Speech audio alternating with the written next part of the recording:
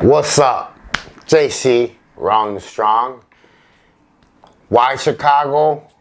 Why the twin brothers? Let's get into this.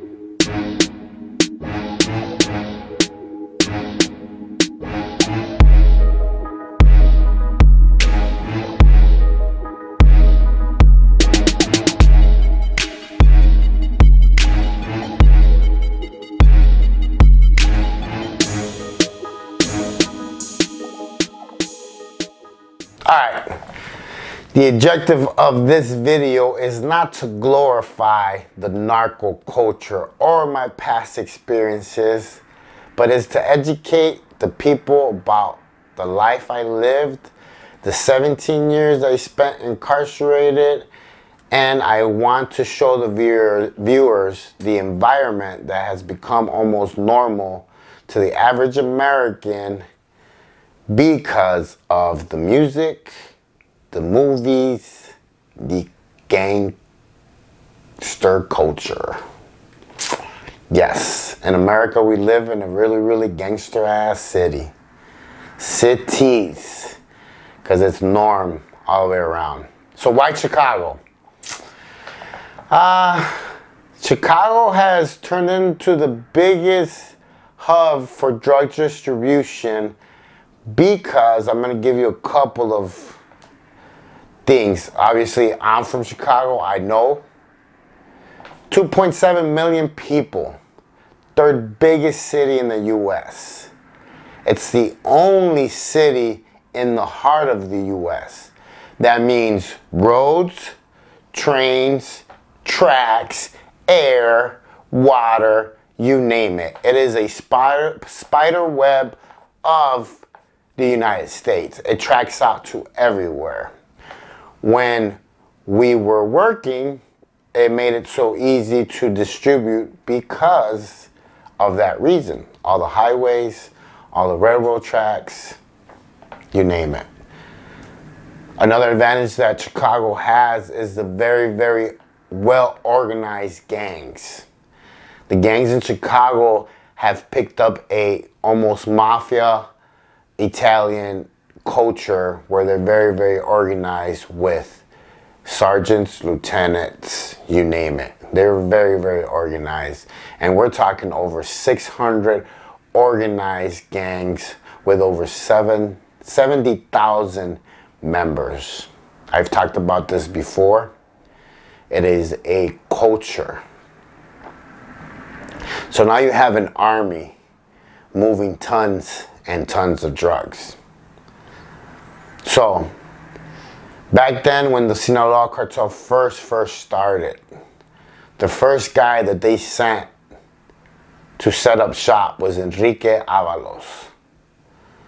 Was the first guy sent to Chicago by El Cahpo to set up distribution in Chicago and open up the road to the SINALOA cartel. His first job was to find warehouses near the railroad tracks in Chicago.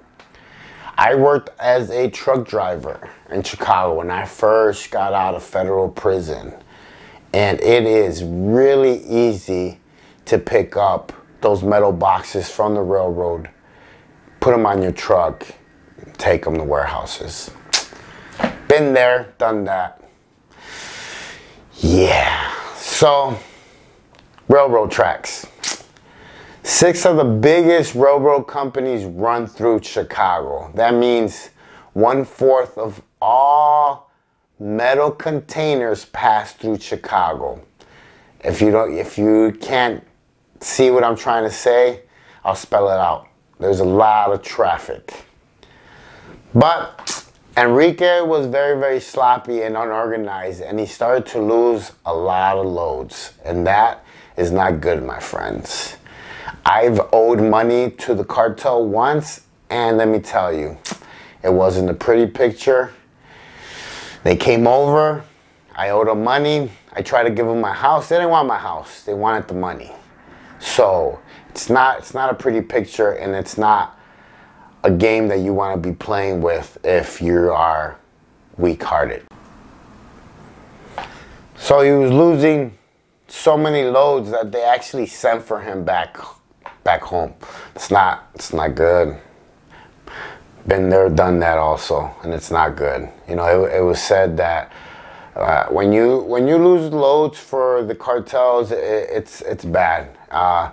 They also think that you're stealing or taking, and it could end up in you getting tortured. So it's not a good thing. He ended up getting locked up in California. He's doing a life sentence now.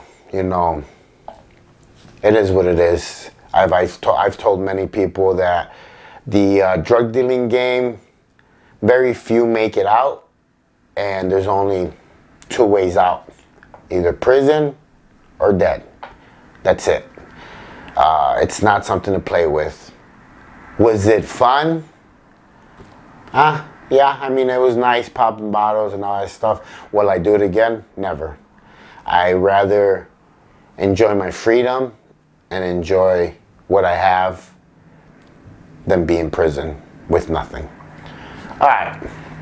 2 years later, the twins replaced him. The twins have a very, very unique story. They grew up on 26th Street.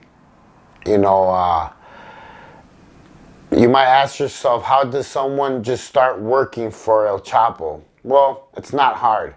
If you're good at what you do, trust me, they'll come looking for you. The twins' dad was a very known drug dealer on 26th Street, and he taught them the game at a very young age. I mean, by the time they were teenagers, they were way ahead of the game, and they pretty much had a PhD in importation, operations, management. I mean, all these things come into drug dealing. A lot of people think that drug dealing is a easy job. It's not. It's not. I try to tell people, I make a joke with, when I went to federal prison, and back in the day, you know, there was a lot of bank robbers in federal prison, and I would tell them that they were lazy criminals because they would go in and just take money. You know, a drug dealer has to actually work for his money because he has to export, transport, bag up, sell, pick up, count, sell again, calls. It's actually a full-time fucking job. So, you know, it's not easy work.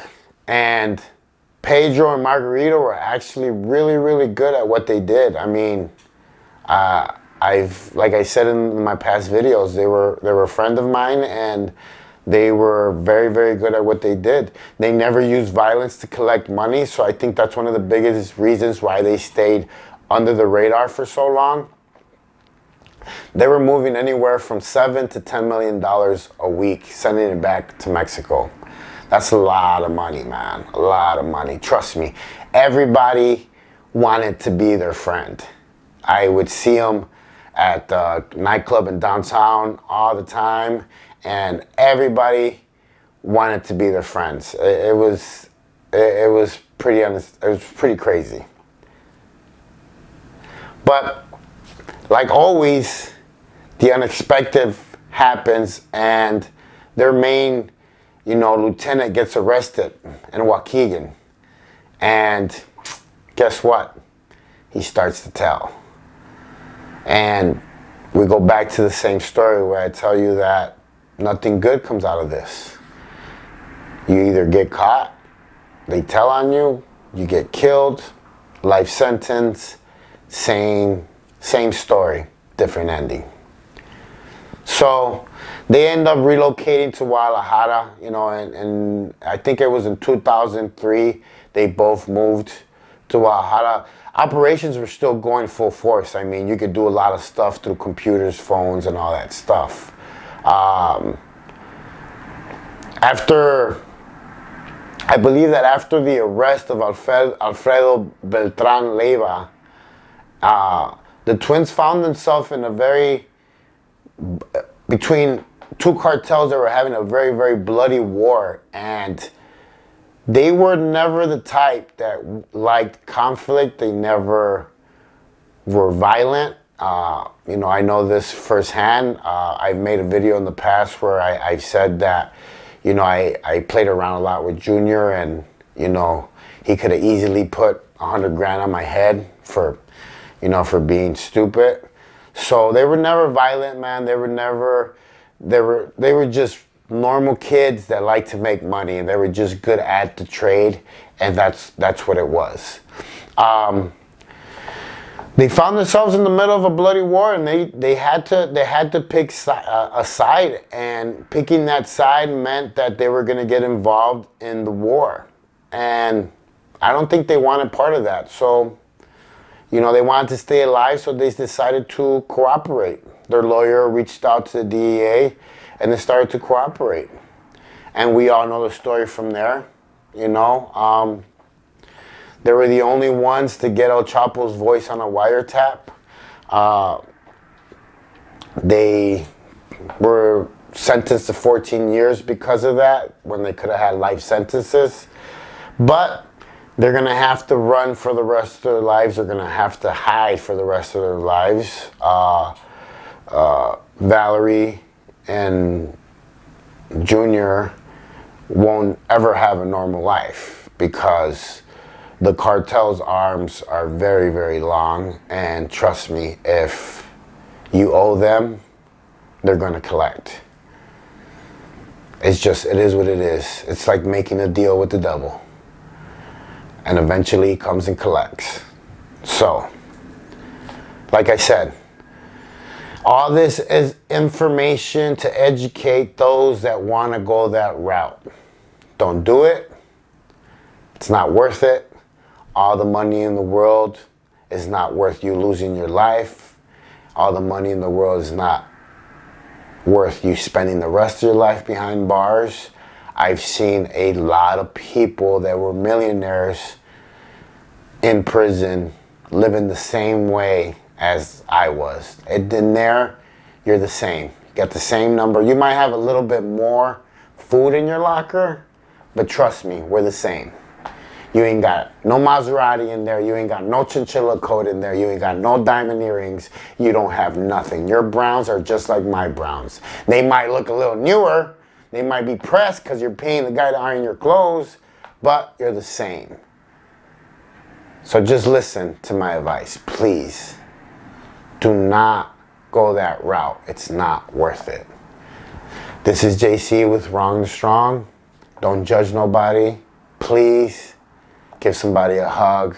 Stay in your lane. If you had not purchased my book, go on Amazon, JC's Chronicles. I have another book coming out. Subscribe to my channel, hit the bell, leave a comment.